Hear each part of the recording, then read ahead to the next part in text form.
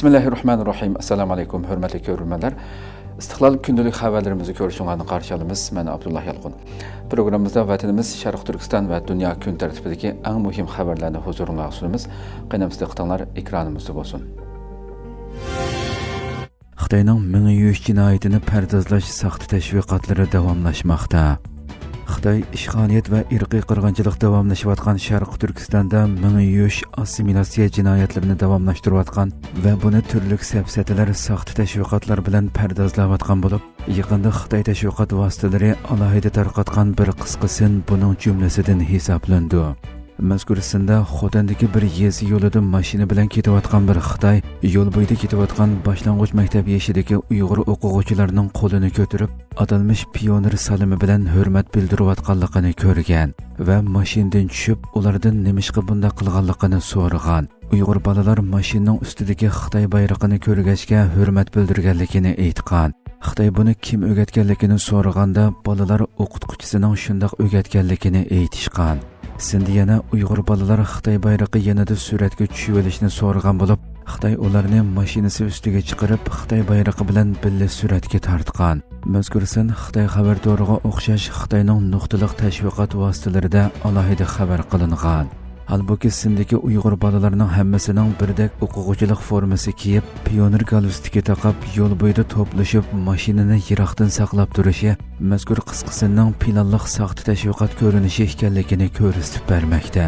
Hatto sinning oxiridami mazkur sinning Xitoy Tor taraqqiyot fondi va Xitoy Torda aktiv energiya tarqatish maxsus fondi qo'llagan tur ekanligi eskartilgan. Xitoy yaqinqi yillar mobaynida g'oyat zo'r xarajat ajratib va barliq vositalarni qo'llanib, atalmish Xinjiang hikoyasini yaxshi so'zlash nomidagi saxta tashviqot harakatlarini kengaytmoqda. Bu jarayonda mazkur sindikiga o'xshash oldin planlangan saxta ko'rinishlarni maxsus tashviq qilib, Sharq Turkistondagi irqiy qirg'inchilik jinoyatini pardozlashga urinmoqda. Amerika İran bilan savdo qilgan davlatlarga 25% tamojna beji qo'ydi. Ironda hukumatga qarshi namoyishlar 3-haftasiga qadam qo'ygan bir vaziyatda Amerika prezidenti Donald Trump 12-yanvar yangi qaror e'lon qilib, Iron bilan savdo aloqasi bor davlatlarning Amerikaga eksport qilinadigan mollariga 25% tamojna beji qo'yilganligini jakarladi. Trump ijtimoiy taratquv hisobida uchur ham baharlab tamojna bejining darhol kuchga ega bo'ladiganligini, bu buyruqning oxirgi va hal qilg'uch qaror ekanligini ta'kidladi. Ammo Iron bilan savdo qilish iborasining konkret nimani ko'rsatadiganligini aniq tushuntirmadi. Oqsaroymi tamojna bejiga oid texmo ko'p tafsilotlarni, jumladan qaysi davlatlarning import mollarining eng og'ir zarbaga uchraydiganligini aniq aytmadi. Ammo Xitoy navbatda Ironning eng chong savdo hamrohi bo'lib, mazkur qarorning Xitoyga nuqtaliq ta'sir ko'rsatadiganligi ilgari surilmoqda. Bu yangi tamojna beji tadbiri o'tirg'a chiqishdan burun Trump agar Tehron doiralari namoyishchilarni o'ldirsa, Amerikaning harbiy jihatdan aralashish ehtimolligi borligi haqida tahdid solgan edi. Amerika Tashqi ishlar ministrligi tunugun uqtirish e'lon qilib, Irondagi Amerika fuqarolarining darhol ayrilishini talab qilgan. Iron puli realning zo'r darajada qimmatini yo'qotishi xalqning g'azabini qo'zg'ab, buldur 12-oyning oxirida namoyishlarning portlashiga sabab bo'lgan edi.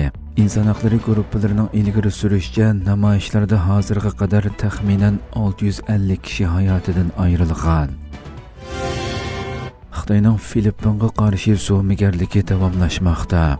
Xitoy Birlashgan Davlatlar Tashkilotining qonunida dengiz davaligi huquq doirasi degan hukmning yo'qligini da'vo qilib, Manilani qonuniy atalg'ularni qasddan aralashtirib o'tish bilan aybladi.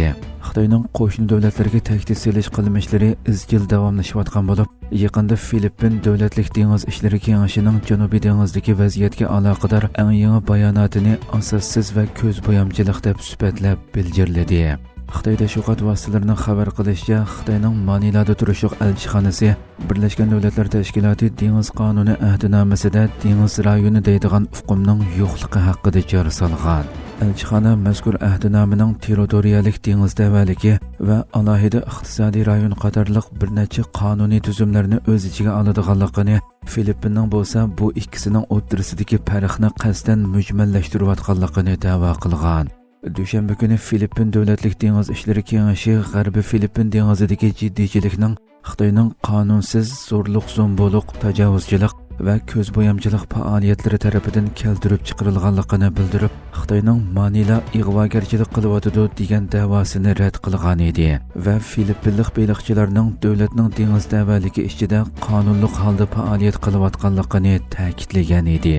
Kengashi Xitoydan Birlashgan Davlatlar Tashkiloti dengiz qonuni ahdnomasi va 2016 yillik kesim qaroriga rioya qilishni talab qilgan hamda xalqaro qonun bo'yicha dialog o'tkazishga tayyor ekanliklarini qayta ta'kidlagan edi. Hurmatli ko'ruvchilarimiz, shunday qilib bugungi xabarlarimiz mush yerda oxirlashdi. Atigi programmamizni ko'rishgacha omon bo'linglar. Assalomu alaykum va rahmatulloh.